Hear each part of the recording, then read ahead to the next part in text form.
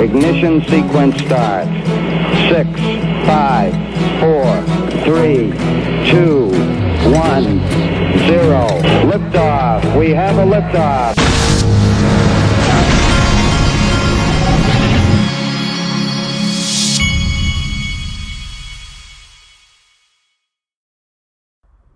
Hey everybody, this is the Digital Asset Investor, and before I get going, I wanted to make two little announcement things. The first thing I've got here is that there's a friend of mine who he started a company and he's building this on the XRP ledger. It's going to be NFTs with NFTs that are based on real world assets. Okay. And so he's trying to build this on the XRP ledger, but he is looking for developers. And so I told him I would help him out. If you are a developer that could help this guy in building a platform on the XRP ledger with NFTs based on real world assets, just email me, digitalassetinvestor2018@gmail.com, and I'm going to forward it on to the guy because he said that's one of the biggest problems is finding developers. I reached out to the people at Ripple maybe last week and haven't heard back yet. And so I'm going to help him myself. Anyway, the second thing that I wanted to do is Link2 had a conference a meetup in Dallas, Texas. And Nick Burafado that was there, he was talking to someone, and she goes by Connie from Texas. And she said she wants me to have a DAI conspiracy channel because she said that she knows I can do deep dives on crazy stuff. So guess what? Connie from Texas, here's the deal. I would love to do something like that, but there's two things that have to happen first. First thing is we got to see this XRP thing through.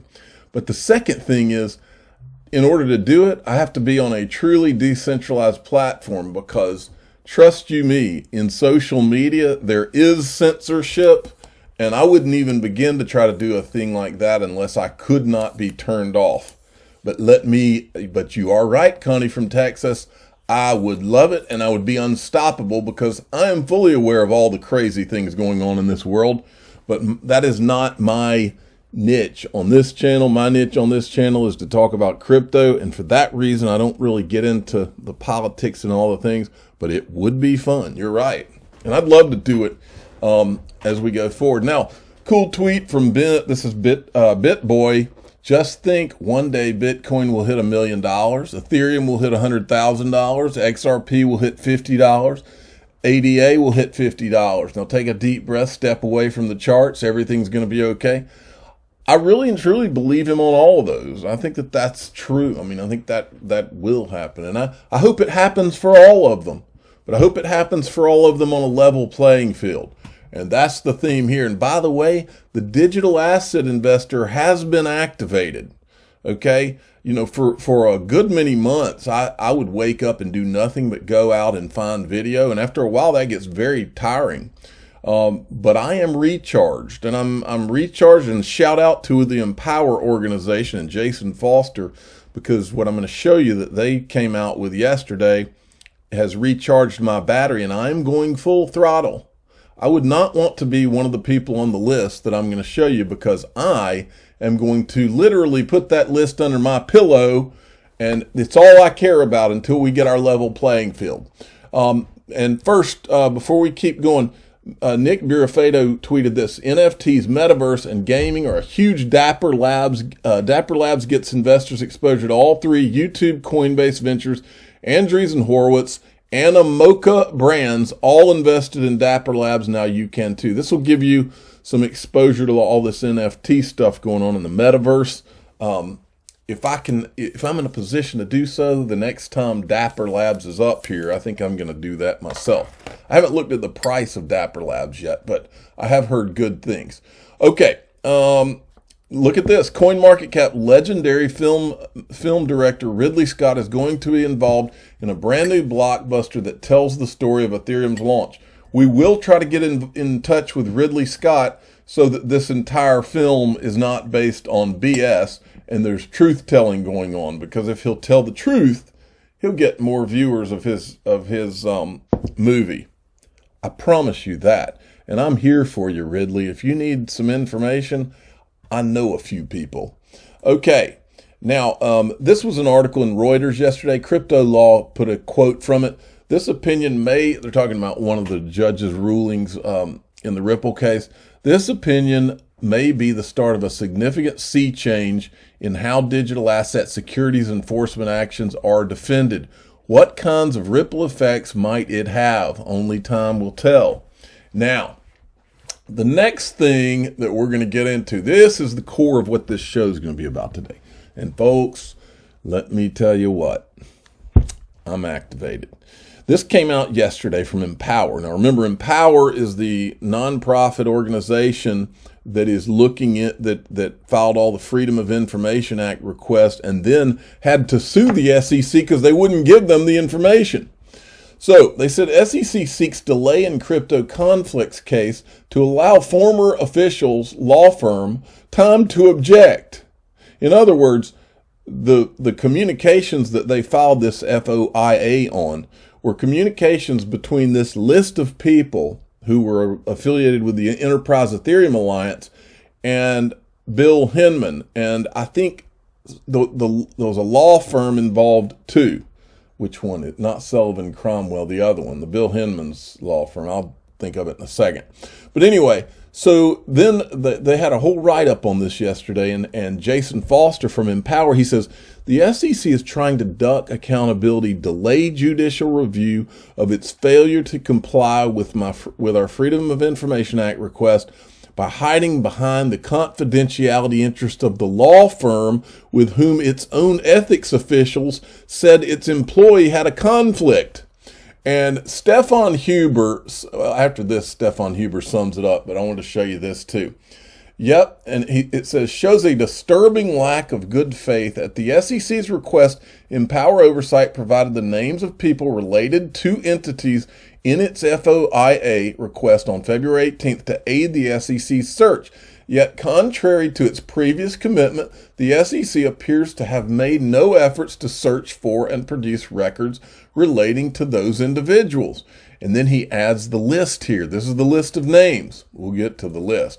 But Stefan Huber sums it up perfectly. Let me get this straight. Bill Hinman ignored all SEC directives to cease and desist all communications with Simpson Thacher. There's the law firm. But the SEC is now asking Simpson Thacher if they want to object to releasing the communications that were never allowed to happen in the first place. This is crazy, folks. This is, our country is in one bad state of affairs, folks. This is bad right here. Now, the list. Here's the list. Now, here's what's interesting. And I said, me and this list are going to spend a lot of time together until we get a level playing field. And here it is. Most of the people on this list are attorneys. No. What most of the people on this list are is people who were in communication with the SEC leading up to the Ethereum free pass. It says here that all of these people were involved in the Enterprise Ethereum Alliance.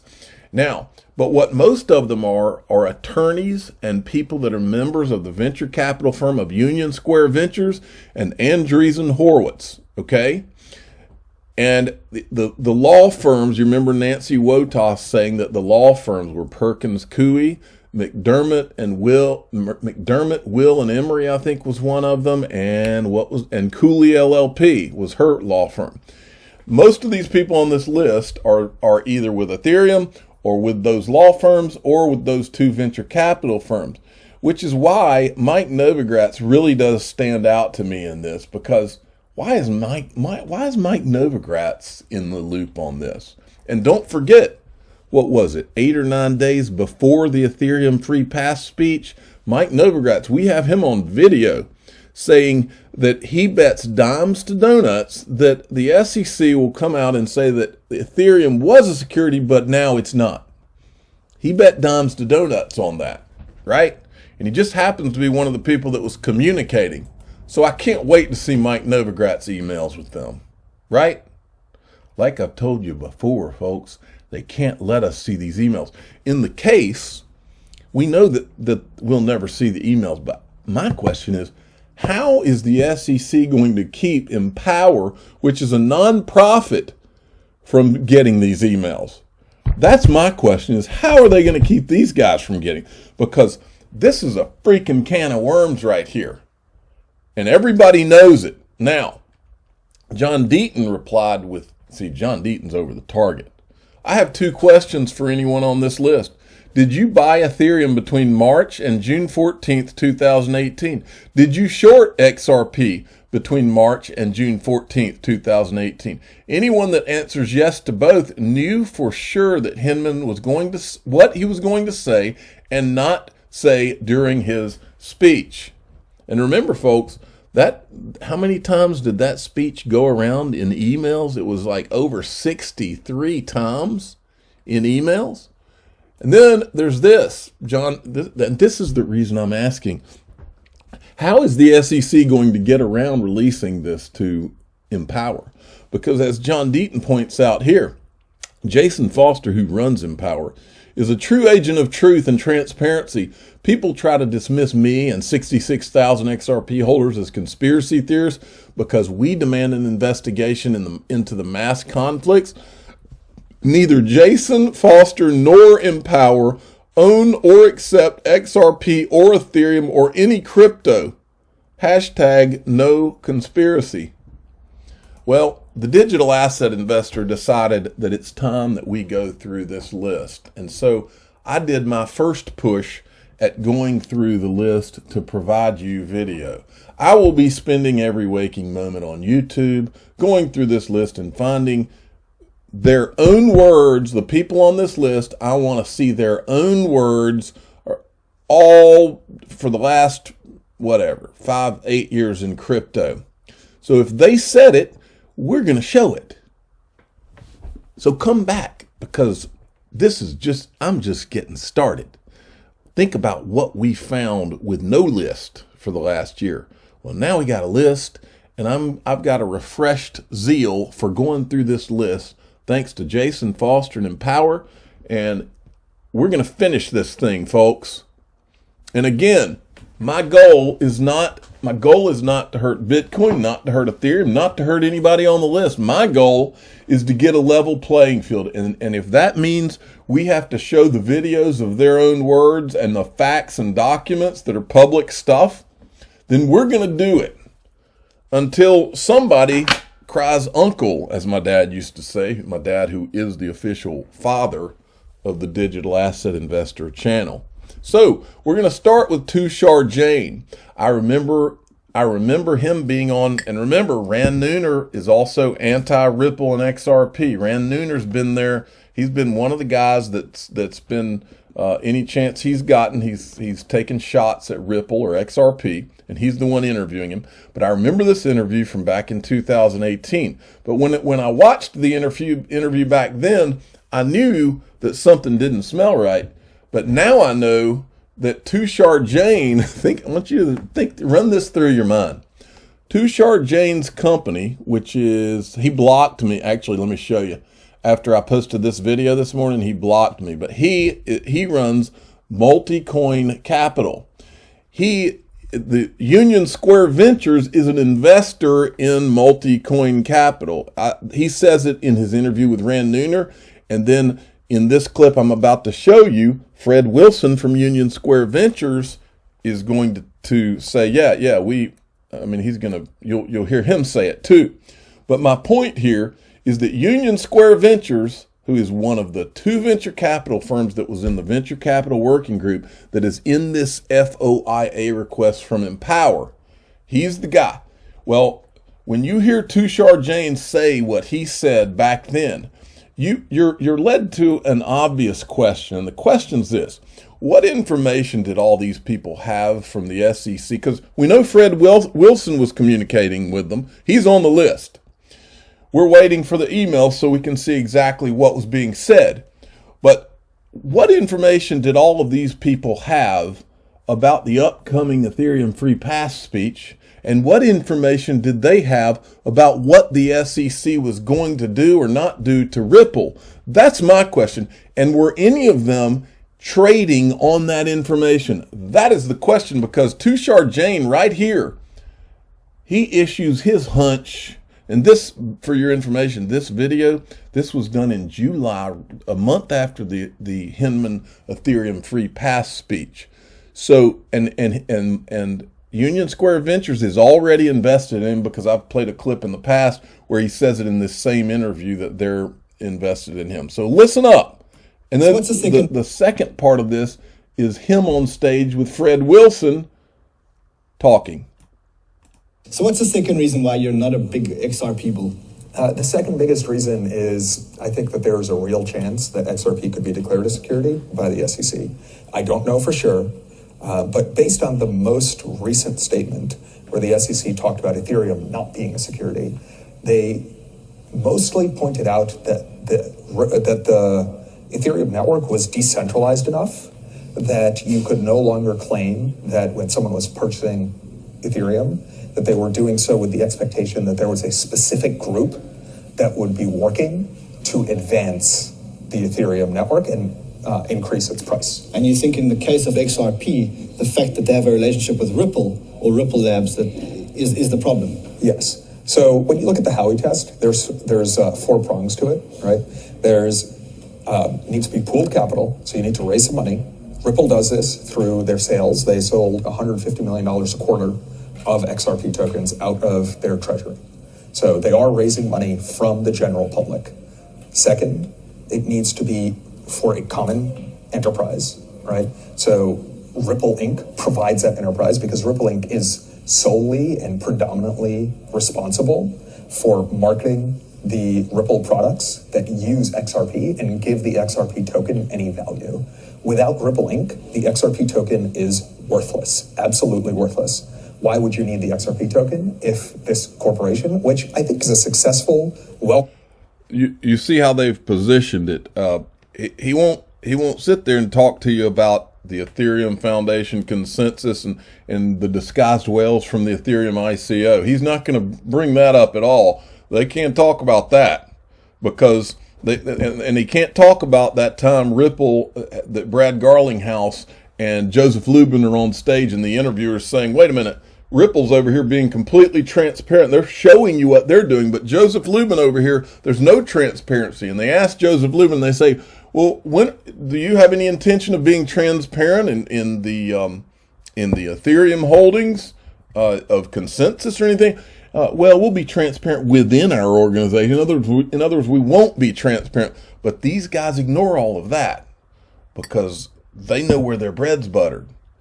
So it's a big lie. The whole thing's a big lie. The idea that somehow Ethereum's decentralized and Ripple is not, or XRP is not, is crazy. This is all one big lie, and I've got more coming. I've already found more video. I'm not going to show it in this one, but let's finish this first. Corporation. But if that corporation did not exist, the XRP token is worthless. If the Ethereum Foundation disappears tomorrow, Ethereum still has value. Construction. We had to figure out that you and Kyle were people we wanted to work with, and we had to do that a bunch of times. But beyond that, you got. I don't even know if it's public, but you just made an investment in a zero knowledge proofs company. I won't say what it is because maybe it's not announced. That's an important sector. We don't have a direct investment in that sector. You have a direct investment sector, so now we have a direct investment in the sector. So that has been pretty, what's the right word? It's been kind of liberating for us. We don't lose as much sleep at night about missing out on things because it turns out that every interesting project, we're not in Definity, for example. Are you in Definity? Yes. We're in Definity. So I feel better. And by the way, Tushar Jain, he's carrying the exact same narrative, the narrative that, oh, Ripple, the company's great, but not XRP. He's carrying that exact same narrative that Mike Novogratz has carried for the last 3 to 5 years. The same narrative. Oh, I own some Ripple equity. That's great. Not XRP though. It's the same narrative. And a lot of these people own some equity in Ripple. But at some point, I believe that, I'm not saying these guys in particular, but at some point, someone said somewhere, hey, by owning this Ripple equity, it gives me plausible deniability here. I can say, yeah, I own a Ripple equity. See, I'm not against those guys. And it's the old thing. If you own $1 million of one thing and you own $1,000 of another thing, it makes complete logical sense for you to talk down the thing that's 1,000 if it's competing with the thing you own $1 million of, right? I mean, come on. Now, so yeah, he blocked me today because he apparently did not like that video that I put out. This is him, by the way, from Ripple, February 14th, 2019. Banks were obviously never going to use XRP for settlements and enrich Ripple, Inc., who owns more than half of all XRP. Well, how much does Consensus own of Ethereum? And how much, who got what in the Ethereum ICO? He doesn't seem concerned about that. They would rather enrich themselves instead. What about Joseph Lubin? Has he enriched himself? What about Union Square Ventures and Andreessen Horowitz? Have they enriched themselves? We don't know because nobody knows who bought at that Ethereum ICO. But we do know, I know for a fact because I've got one of the guys from Andreessen Horowitz on video saying that they were at Bitcoin Miami when it was the Miami conference where Vitalik Buterin announced that they were going to do the ICO, or the fundraiser as he called it. They were there. And we also know that those two firms tried to buy equity in what Ethereum was doing, but instead, I guess they decided not to go that route. So the only option was to buy Ethereum. So let's see what we got here. And then I was going to show you this. This is the same thing on stage where this is just to make you aware that these guys were fully aware of Ripple and Stellar back then. True decentralization, but what you really need is massive scalability. Then, maybe, a Ripple or a Stellar, if they really were a smart contract platform, could be something, right? If you feel like... Let me give you a dirty little secret. Ripple and Stellar are everything. Ripple and Stellar are smart contract platform, NFTs, you name it, cheaper, more scalable. Everything that Ethereum is not, Ripple and Stellar are. That's your dirty little secret of Friday. True decentralization is the most important thing to you, and you're willing to, live with, little or no scalability. So he knew that Ethereum had, here he goes. Then maybe, Ethereum is your thing, right? If you want little or no scalability. So if you look at this landscape, if you look at why the lawsuits, why the SEC sue Ripple, and if you see what John Deaton has said over and over, that the lawsuit was a weapon. And John Deaton has also asked, was the lawsuit, was winning the lawsuit never the what they were trying to accomplish? Was it just the weapon of the lawsuit itself was the weapon? I think what that really means, these guys knew, all of them knew that Ethereum could not scale, that they had to get to Ethereum 2.0. They had to. So if you were going to use that lawsuit against Ripple by the SEC as a weapon, that's what it would be for. It would be to stall until they can get Ethereum 2.0, because they knew they couldn't compete with Ripple or Stellar without stalling it. And I'm not saying these guys here on stage were behind that. I'm just saying the SEC, that right there, I'm telling you, you can smell it. I smell what's been cooking. It is so obvious what's going on here, and it's disgusting that we don't have one congressman that's called for an investigation of any of this. I'm the digital asset investor. I'm not an investment advisor. This is for entertainment purposes only. Please subscribe, hit the like button, and tell your friends and family that it is on like Donkey Kong, and I'm a dog with a bone. I might put that list in my mouth and chew on it. Thanks for listening.